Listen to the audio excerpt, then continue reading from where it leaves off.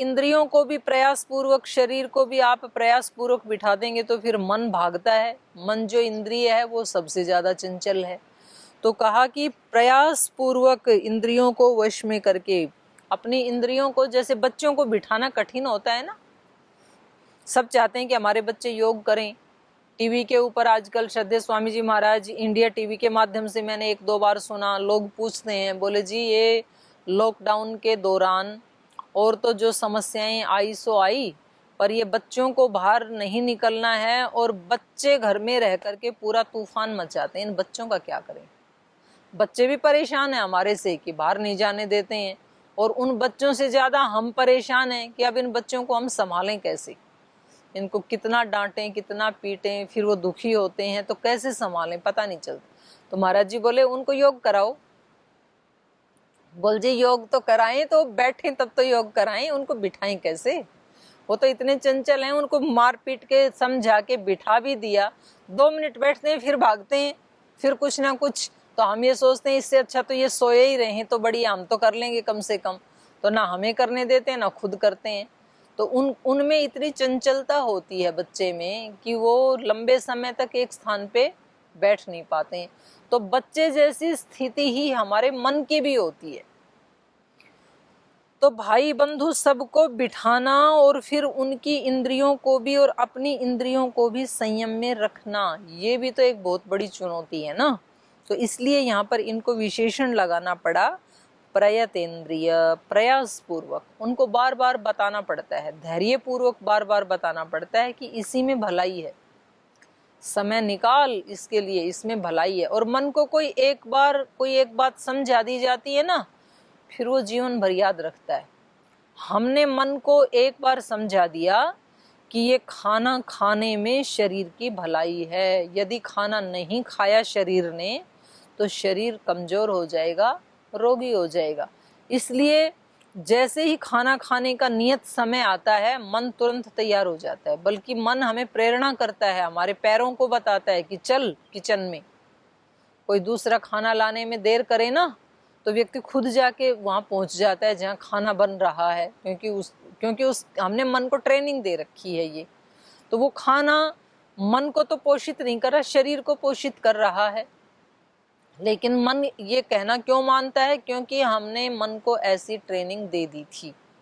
तो यदि हम अपने चित्त, बुद्धि, प्राण, मन, इनके बारे में भी मन को ट्रेनिंग दे दें कि तेरे को इससे सुख मिलेगा अगर तू अच्छी अच्छी बातें सुनेगा।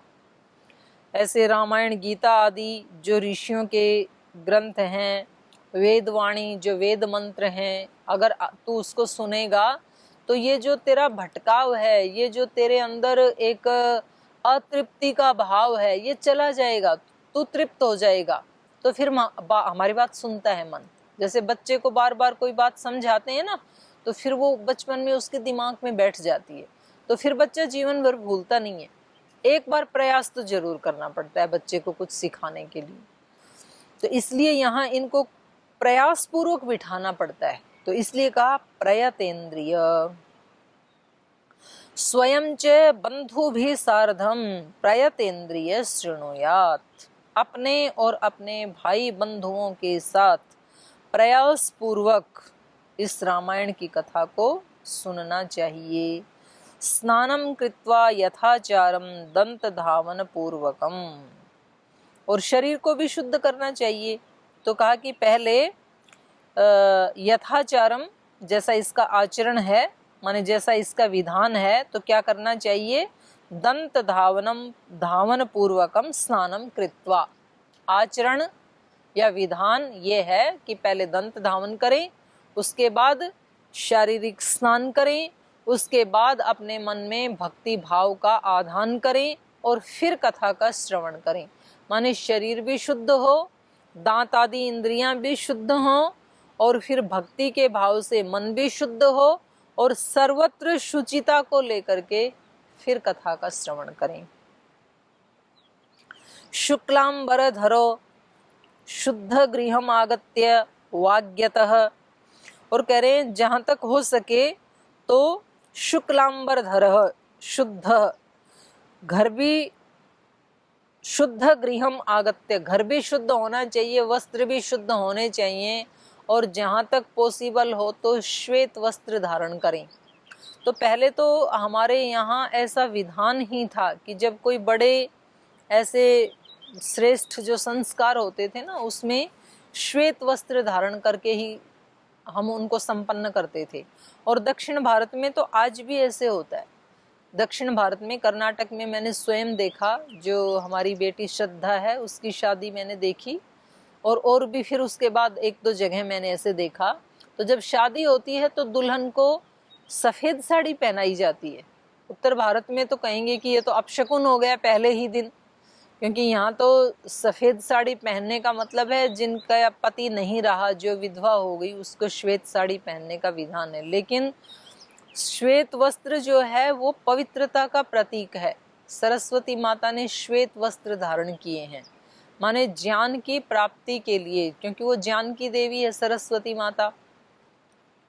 और वो श्वेत वस्त्र जो उसके हैं वो इस बात का प्रतीक है कि ज्ञान हमेशा पवित्रता में ही प्रतिष्ठित होता है। यदि अपवित्रता है तो फिर वहाँ ज्ञान प्रतिष्ठित नहीं हो सकता है। वो अपवित्रता भले ही घर की हो, अपवित्रता वस्त्रों की हो, अपवित्रता विचारों की हो, अपवित्रता मन की हो, अपवित्रता भावों की हो, कहीं भी अशुचिता है यदि, तो फिर वहाँ पर ज्ञान का प्रकाश हो नहीं सकता है। ज्ञान के लिए जितनी जितनी पवित्रता बढ़ती जाएगी उतना उतना ज्ञान स्वतः प्रतिष्ठित होता चला जाएगा। नहीं तो हमने देखा कि बहुत लोग बहुत प्रयास करते हैं फिर भी ज्ञान उनके अंदर प्रतिष्ठित होता ही नहीं है। बहुत प्रयास करके बुद्धि से रट भी लेते हैं तो वो आचरण में प्रतिष्ठित होता ही नहीं है, आचरण से कुछ और ही दिखाई देता है। इसलिए दिखाई देता है क्योंकि चित्त शुद्ध नहीं है, क्योंकि विचार शुद्ध नहीं है, क्योंकि भाव शुद्ध नहीं है। इसलिए वो ज्ञान हम कहीं सुनते हैं, कहीं बाँचते हैं, पढ़ते हैं, लेकिन वो पता नहीं कहाँ गायब हो जाता है, आचरण में आता नहीं, प्रतिष्ठित नहीं होता है। जैसे छलनी में कोई दूध को डाले, अमृत को डाले, तो वो उस छलनी में रुकता ही नहीं है, क्योंकि उसमें छिद्र है ना, तो सारा नीचे चला जाता है, बह जाता है सारा। तो हमारे चित्त में दोषों के छिद्र हो रखे हैं, हमारा चित्त छलनी की तरह हो रखा है।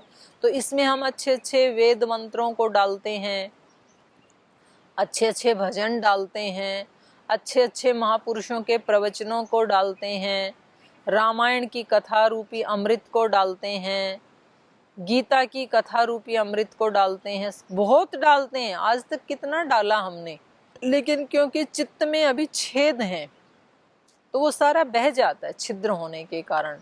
वेद में भी, अथर्व वेद में भी ये मंत्र आया, शुरू में ही आया, मय्ये वस्तु मयि श्रुतम, मेरा सुना हुआ मुझ में ठहर जाए, अवस्थित हो जाए। सुनना भी दुर्लभ है, सुनाने वाला भी दुर्लभ है, और सुनाने वाला और सुनने वाला दोनों मिल जाएं तो सुना हुआ ठहरना दुर्लभ है, फिर तो निकल जाता है कहीं। तो इसलिए यहाँ इन्होंने क्या कहा, उसके लिए वस्त्र भी श्वेत हो तो ज़्यादा अच्छा है। माने सब जगह शुचिता होनी चाहिए, शुचिता होगी तो ज्ञान ठहरेगा। सरस्वती माता कहाँ निवास करती है, जहाँ शुचिता हो। वो श्वेत कमल पे विराजती हैं। श्वेत कमल के मतलब ये नहीं है कि वो कोई महिला हैं और कहीं कमल पे बैठी हैं ऐसे सफ़ेद साड़ी बांध करके, वो आलंकारिक चित्रण है। माने जिसके चित्त में शुचिता होगी, और जो कमल होता है उसका ये स्वभाव होता है कि जितना जितना कीचड़ या पानी बढ़ता है उतना उतना उसकी नाल ऊपर बढ़ जाती है, तो वो उसको छूता नहीं है। तो प्रतिकूलताएं जो हैं, प्रतिकूलताओं के कीचड़ में तो हम रहते ही हैं रोजाना इस संसार में, तो संसार चेंज नहीं होगा कभी भी। संसार की जैसे जैसे कीचड़, जैसे जैसे प्रतिकूलताएं बढ़ती जाएं, वैसे वैसे व्यक्ति अपनी साधना को और बढ़ाता जाए, वैसे वैसे वो अपनी शुचिता को बढ़ाता जाए, ये एक उपाय है। तो फिर वो ज्ञान हमारा व्यर्थ नहीं जाता है, प्रतिष्ठित हो जाता है। शुक्लांबरधर शुद्ध गृहम वाग्यतः, वाग्यतः माने मौन भाव से, प्रक्षाल्य पादौ, दोनों पैरों को धो करके, माने ऐसे घर में जहाँ रामायण की कथा हो रही है तो वो घर भी शुद्ध होना चाहिए। उस कथा को जो वाचन करने वाला है वो हो सके तो श्वेत वस्त्र धारण करने वाला होना चाहिए। जैसे हमारे तो सन्यासी के वस्त्र हैं तो हमारे यहाँ कोई नो चेंज, लेकिन ये जो सन्यासी के वस्त्र है ना, ये अग्नि का कलर है। तो अग्नि जो है वो सब दोषों का नाश कर देने वाली होती है। कोई पदार्थ की जब शुद्धि करनी होती है तो उसको आग से गुजारा जाता है। सीता माता की भी पवित्रता की जब परीक्षा की गई तो उसको अग्नि परीक्षा देनी पड़ी, उसको अग्नि से गुजारना पड़ा। जब किसी चीज के सोने को जब शुद्ध करना होता है तो उसको अग्नि से गुजारा जाता है, तो उसके सारे दोष हट जाते हैं और सोना जो है वो कुंदन बन के निकलता है। पड़ा भट्टी में जब सोना, पथिक वो बन गया कुंदन। प्रभु जब कष्ट देता है तो घबराना नहीं चाहिए। तो ये वस्त्र तो अग्नि के प्रतीक हैं, तो चलो कोई बात नहीं, ये पहन सकते हैं। बाकी दूसरे, जिस घर में इस कथा का वाचन हो या श्रवण हो तो वहाँ जो लोग बाँचने वाले और श्रवण करने वाले जो श्रोता और वक्ता हैं तो उनके वस्त्र भी साफ सुथरे हों, हो सके तो श्वेत वस्त्र हों, और घर भी बिल्कुल श्वेत साफ सुथरा हो, शुचिता से पूर्ण हो। ऐसे घर में आकर के पूरा परिवार भाई बंधुओं सहित पादव प्रक्षाल्य, क्योंकि चल के आए हैं ना तो कुछ कीचड़ कुछ धूल मिट्टी लगी होगी पैरों में, तो विधान ये है गुरुद्वारे आदि में तो गुरुद्वारे में प्रवेश करने से पहले वो एक ऐसे उन्होंने सिस्टम बना के रखते हैं कि उस रास्ते में थोड़ा सा पानी वहाँ पर ऐसा एक वो बना देते हैं कि जो रास्ते से गुजर के जाएंगे तो उस पानी में पैर रख के वो आगे जाएंगे। और हमारे यहाँ वैदिक परंपरा में भी ऐसा ही विधान था कि कहीं यज्ञशाला में जा रहे हैं या कथा श्रवण आदि करना है तो पहले हाथ पैर धोते हैं बाहर से आने वाले व्यक्ति। तो यहाँ भी ऐसे ही बताया, पादौ प्रक्षाल्य आचम्य, और फिर आचमन करके, तो संध्या आदि करते हैं या हवन करते हैं तो वहाँ भी आचमन का विधान है, 3 बार आचमन करते हैं हम। यहाँ भी आचमन कहा, आचम्य स्मरेन नारायणम प्रभु, और नारायण प्रभु का स्मरण करते हुए, पैर धोते हुए भी, आचमन करते हुए भी, उस घर में आए हैं तो आते हुए भी वो स्मरण चलता रहना चाहिए, माने उसी भाव में प्रवेश करें कथा श्रवण करने के लिए।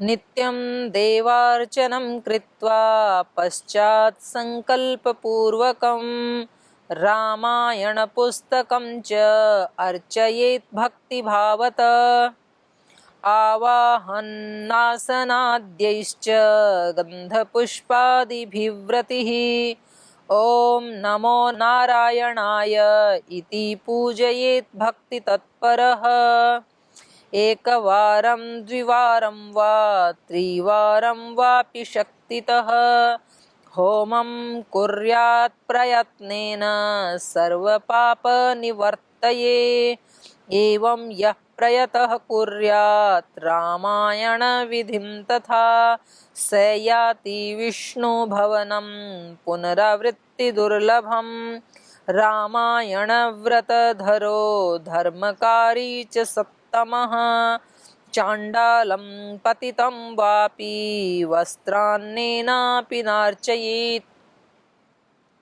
और क्या करना चाहिए, विधि चल रही है, ये विधि में और क्या आता है, नित्यम देवार्चनम कृत्वा, जब कथा शुरू हो गई तो प्रतिदिन देवार्चन करके, देवों का पूजन करके, देवों का पूजन करके इसका मतलब क्या है, देव क्या हैं, ब्रह्मांड में जो देव हैं तो उनकी पूजा हम कैसे करें, जैसे अग्नि जल वायु पृथ्वी आकाश, ये हमारे देव हैं।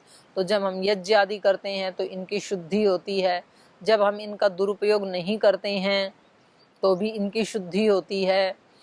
होम आदि करने से, हवन आदि करने से वायु की, इन्वायरमेंट की शुद्धि होती है।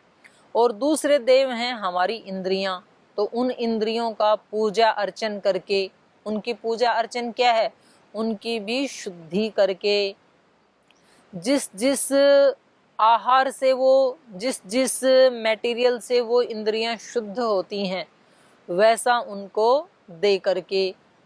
जैसे आँख एक इंद्रिय है, एक देवता है, चक्षु इंद्रिय जो देवता है, चक्षु देव, इसकी शुद्धि कैसे होगी, इससे जो देखें वहाँ भगवत्ता की भावना करें तो इसकी शुद्धि हो गई। कान की शुद्धि कैसे करें, तो वहाँ पर मंत्र आता है भद्रं कर्णेभिः शृणुयात देवा, हम कान से भद्र सुने, भद्रम पश्येम अक्षभिः, आँखों से भद्र देखें। तो हम सब जगह उसका ही गुणगान हो रहा है। अब ये नदी की जो कलकल ध्वनि है तो ये क्या है, ये भगवान का ही नाद है। बच्चे की किलकारी है घर में तो वो क्या है, भगवान का ही नाद है। तो जब ये भाव करते हैं तो हमारे कान पवित्र हो जाते हैं। तो ऐसे सारी इंद्रियों को देवों का अर्चन करके, नित्यम देवार्चनम कृत्वा पश्चात संकल्प पूर्वकम, देवों का अर्चन करके फिर संकल्प पूर्वक रामायण पुस्तकम च अर्चयेत भक्ति भावतः, और उसके बाद रामायण पुस्तक की भी अर्चना भक्ति भाव से करें। तो यहाँ पुस्तक की अर्चना का मतलब यही है कि जो उसमें लिखा है उसका हम हृदय में एक सम्मान का भाव रखें, उनको केवल शब्द नहीं जाने। ये मात्र इसमें जो लिखा है ये केवल शब्द नहीं है, बल्कि ये मेरे उस प्रभु राम का, उस ब्रह्म राम का मेरे लिए मैसेज है। जैसे पुराने ज़माने में, आजकल तो मोबाइल चल गए तो सब उस पर बात कर लेते हैं, या तो व्हाट्सएप मैसेज कर देते हैं, या तो रिकॉर्डिंग कर देते हैं, फ़ोटो कर लेते हैं, वीडियो कॉल कर लेते हैं, ऑडियो कॉल कर लेते हैं। पहले चिट्ठी लिखते थे। तो जब कोई पिता अपने पुत्र को चिट्ठी लिखता, या पुत्र अपने पिता को चिट्ठी लिखता, या कोई बेटा अपनी माँ को चिट्ठी लिखता, या घर परिवार से कोई चिट्ठी पति के पास जाती या पति से पत्नी के पास आती, तो उस चिट्ठी में लिखे हुए जो शब्द होते थे वो केवल शब्द नहीं होते थे। उस चिट्ठी को पढ़ते पढ़ते कभी व्यक्ति रोने लगता था, तो कभी व्यक्ति हंसने लगता है, तो कभी आह्लादित हो जाता है। तो ऐसे आपने बहुत सारे गीत भी सुने होंगे।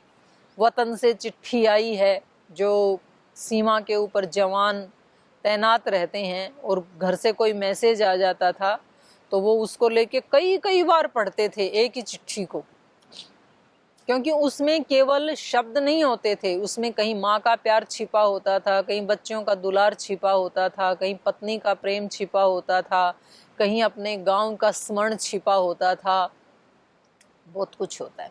तो यहाँ भी ऐसे ही बताया कि जब आप कथा के लिए आएँ तो रामायण की भी अर्चना करें। अर्चना का मतलब है जो इसमें लिखा है, जो हमने सुना है और जो आज सुनने जा रहे हैं, उसके प्रति हमारे मन में बहुत ऊंचा भाव होना चाहिए, भक्ति का भाव होना चाहिए, सम्मान का भाव होना चाहिए। आवाहनासनाद्यैश्च गंधपुष्पादिभिव्रतिः, और कह रहे हैं कि जो यहाँ पर व्रती है, जिसने व्रत लिया है रामायण सुनाने का या रामायण सुनने का, जिसने व्रत लिया है, संकल्प लिया है, वो व्रती आवाहन उस ब्रह्म का, उस राम का आह्वान करे, और आसन, गंध, पुष्प आदि के द्वारा, क्योंकि जिस आसन पे बैठेगा वो भी कैसा होना चाहिए, वो भी भगवत्ता से युक्त होना चाहिए। जो पुष्प आदि, गंध आदि, धूप दीप आदि वहाँ जलाए जाएंगे वो भी भगवत्ता से युक्त होने चाहिए। तो वहाँ क्या कहना चाहिए, ओम नमो नारायणाय, ये सब उस नारायण के लिए है और मैं उसको इस सारी सामग्री के सहित और अपने चित्त की सामग्री के सहित उसको प्रणाम करता हूँ। ओम नमो नारायणाय इति पूजयेत भक्ति तत्परः, ऐसे भक्ति भाव से युक्त होकर के उस स्थान का, व्यक्ति का, पुस्तक का, आसन का सबका सम्मान करे, सबकी पूजा करे। पूजा का मतलब यही होता है। पूजा का मतलब आरती उतारे ये नहीं होता है। पूजा का मतलब होता है हर चीज में भगवत्ता को देखे। तो जो और भी हमने संतों से ऐसे सुना, ऐसे देखा, जैसे श्रद्धेय स्वामी सोमानंद जी महाराज जी थे, तो जैसे झाड़ू को पैर लग गया तो झाड़ू को ऐसे चुचकारते थे। मतलब झाड़ू में भी भगवान है। जब कण कण में भगवान है तो हर वस्तु में ही भगवान है ना। और दक्षिण भारत में आज भी जैसे दो व्यक्तियों का आपस में अगर कहीं पैर टच हो जाए, मतलब शरीर के किसी अंग से किसी का पैर लग गया, तो वो वहां ऐसे लगा के ऐसे और ऐसे करते हैं। इसका मतलब है क्षमा चाहता हूं, इसका मतलब है सम्मान करता हूं आपका। तो हर वस्तु का सम्मान। नहीं तो हम झाड़ू लगाते हैं, झाड़ू को ऐसे फेंक के मारते हैं, तो ये झाड़ू का अपमान नहीं है, ये भगवान का ही अपमान है। जिन बर्तनों में हम खाना बनाते हैं उनमें खाना तो खा लेते हैं, फिर बर्तन को वॉश बेसिन में ऐसे डाल देते हैं, तो ये उस बर्तन का अपमान नहीं है, ये भगवान का अपमान है। और जब उसको धो करके जल्दी जल्दी धो के आधा ठीक से धोया, आधा उसमें जूठा लगा हुआ है, फिर उसको उठा के सिंक में ऐसे डाल देते हैं, तो ये फिर उन पात्रों का अपमान नहीं है, बल्कि कहीं ना कहीं हमारी जो चेतना है वो खंडित है, वो भगवत्ता से युक्त नहीं है, उसमें एकाग्रता नहीं है। जिसका चित्त एकाग्र है, जिसका चित्त भगवत्ता से युक्त है, वो हर वस्तु में उसको महसूस करता है और फिर हर वस्तु उसके लिए रिस्पॉन्स करने लगती है। मतलब उसको ये शुरू में तो केवल अभ्यास करना होता है, मन से ऐसे मानना पड़ता है, उसके बाद कि भाई इसमें भी भगवान है, ऐसा वो शुरू में तो मन से मान के वो आचरण करने लगता है। बाद में उसको वहां से भी उसको रिस्पॉन्स मिलता है। और अगर किसी को ये भावना नहीं है तो जड़ में तो उसको क्या रिस्पॉन्स मिलेगा, उसको तो चेतन में भी रिस्पॉन्स नहीं मिलता है। चेतन में भी उसको तो माता पिता में, गुरुजनों में भी उनको तो हैवान शैतान दिखाई देता है, भगवान नहीं दिखाई देता है, तो उसका तो क्या कर सकते हैं, उसका कुछ नहीं कर सकते हैं। तो यहाँ सब वस्तुओं का पूजन अर्चन करने का अभिप्राय इतना ही है कि ये सब भी भक्ति भगवान से युक्त ही हैं, भगवत्ता से युक्त ही हैं। ऐसा भक्ति भाव से तत्पर होकर जितना जितना किसी छोटी सी क्रिया को भी बहुत भक्ति भाव से करते हैं तो उस वहां से हमें प्रसाद मिल जाता है, हमारा चित्त शुद्ध हो जाता है। भक्ति का परिणाम क्या है? भक्ति क्यों करते हैं हम? ताकि हमारा चित्त शुद्ध हो जाए। चित्त की शुद्धि के लिए, बुद्धि की शुद्धि के लिए, मन की शुद्धि के लिए तो सारी उपासनाएं, कर्म कांड, गीता, रामायण, भागवत, हवन, पूजन, ध्यान, ये सब किसके लिए हैं? ये सब अपने चित्त की शुद्धि के लिए हैं। और मैं कहती हूँ अगर कोई बहन अपने घर में खाना बनाते हुए उस भाव को रख करके यदि भजन गाते गाते पवित्र भाव से, और मैं अपने बच्चों के लिए, अपने पति के लिए, अपने सास ससुर के लिए, अपने माता पिता के लिए, अपने घर में रहने वाले अन्य जो सदस्य हैं, अतिथि गण हैं, नौकर चाकर हैं, उन सब के लिए भगवान का प्रसाद तैयार कर रही हूँ। और इस प्रसाद में मैं अपनी भक्ति की एक भावना भी घोल रही हूँ। जब वो दाल को या सब्जी को कड़छी से घुमाती है तो उस घुमाने के साथ साथ उसमें वो भक्ति को भी घोलती जा रही है। वो अपने चित्त की प्रेम की भावना को भी उसमें मिक्सअप करती जा रही है। जब वो उस दाल में तड़का लगाती है, छोंक लगाती है, तो वो अपने अंदर की भगवत्ता का भी छोंक उसमें डाल देती है। वो कहती है ये केवल दाल नहीं है, इसमें भगवत्ता मिली हुई है, ये केवल खीर नहीं है, ये प्रभु चरणों का चरणामृत है, ये उसका प्रसाद है। ऐसा जब कोई भाव लेकर के खाना बनाती है तो मुझे तो 100% विश्वास है कि उसके हाथ का खाना खाने के बाद कोई व्यक्ति रोगी नहीं हो सकता है।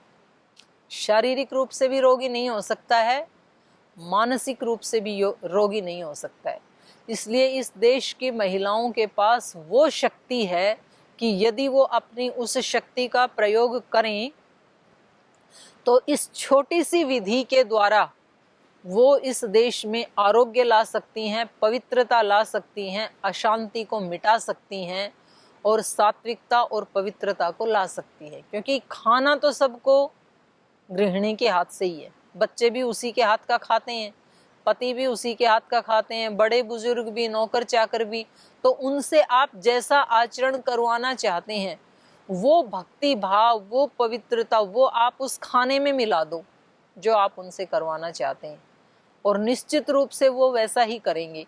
और जब हम खाना ही ऐसे झुंझलाते हुए बनाते हैं, टेंशन में भर करके बनाते हैं, इरिटेशन से युक्त होकर के, इरिटेट होकर के बनाते हैं, तो वो सारा उसमें घोल देते हैं। फिर क्रोध से युक्त होकर के बनाते हैं, गुस्से से युक्त होकर के बनाते हैं, तो अब जो खाने वाला है ना, उसका भी गुस्सा बढ़ेगा, उसकी भी टेंशन बढ़ेगी, उसका भी इरिटेशन बढ़ेगा, और घर में एक ऐसा माहौल बन जाएगा कि ना बनाने वाले को खुशी मिल रही है, ना खाने वाले को मिल रही है। वो कहता है कि खाना तो पड़ता है इसके हाथ का, लेकिन मतलब परेशान करके रखा हुआ है इसने। तो घर का सारा वायुमंडल ही नर्क बन जाता है।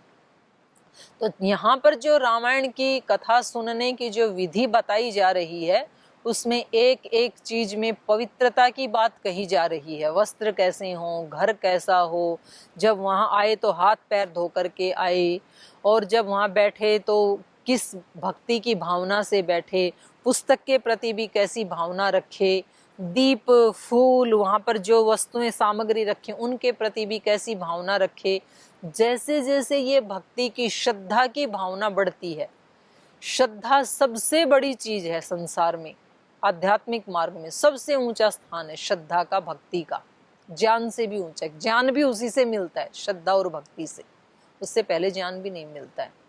तो जो ये श्रद्धा और भक्ति की भावना इस अनुष्ठान आदि में बताई गई है, ये श्रद्धा और भक्ति की भावना हम हमारे प्रत्येक कर्म के साथ भी जोड़ सकते हैं। तो फिर हमारा पूरा जीवन ही एक अनुष्ठान बन जाएगा। श्री अरविंद आश्रम में रहने वाली जो माता जी थी, तो वो ऐसे भगवान से प्रार्थना करती थी। और श्री अरविंद की भी एक छोटी सी पुस्तक है, दुर्गा स्तोत्र या दुर्गा पूजा ऐसे करके छोटी सी पुस्तक है। तो उसमें एक पंक्ति वो लिखते हैं कि हे माँ, ऐसी कृपा कर कि मेरा ये पूरा जीवन अखंड दुर्गा पूजा बन जाए। मतलब केवल नवरात्र में ही मैं दुर्गा पूजा ना करूं। दुर्गा मतलब जो दुर्गति का नाश करने वाली शक्ति है, अर्थात परमात्मा, दुर्गति का नाश वही कर सकता है। उस शक्ति की मैं पूजा करता हूं जो सब दुर्गतियों का, दुर्गुणों का नाश करती है। तो वो कहते थे कि मेरा पूरा जीवन ही अखंड दुर्गा पूजा बन जाए, मैं जो भी करूं। कबीरदास जी भी ऐसे ही कहते थे, जहां जहां चलूं वो सब परिक्रमा, जहां जहां देखूं वो सब तेरा ही रूप, जो कुछ भी मैं खाऊं चखूं वो सब तेरा चरणामृत। तो ऐसे हम अपने प्रत्येक कर्म को भी अगर उसमें भाव जोड़ दें ना, तो वो पूजा ही बन जाता है। गीता में भी ऐसे ही कहा, योगस्थ कुरु कर्माणि एकम सद विप्रा बहुधा वदंती। एक ही सत्य को जो ज्ञानी लोग हैं, जो आत्मवेत्ता, ब्रह्मवेत्ता, तत्वार्थवेत्ता, सत्यवेत्ता हैं, वो अलग अलग रूपों में कहते हैं। तो जैसे यहाँ विधान बताया है रामायण की कथा का, ऐसा ही विधान हम अपनी प्रत्येक क्रिया में लाएं, तो हमारा प्रत्येक कर्म रामायण कथामृत ही हो जाएगा, रामायण ही हो जाएगा, भागवत ही हो जाएगा। तो शेष जो चर्चा है इस विधान की, अभी ये विधान थोड़ा चलेगा 1-2 दिन के लिए, तो शेष चर्चा हम कल करेंगे। आज हम यहीं पाठ को विराम देते हैं। ओ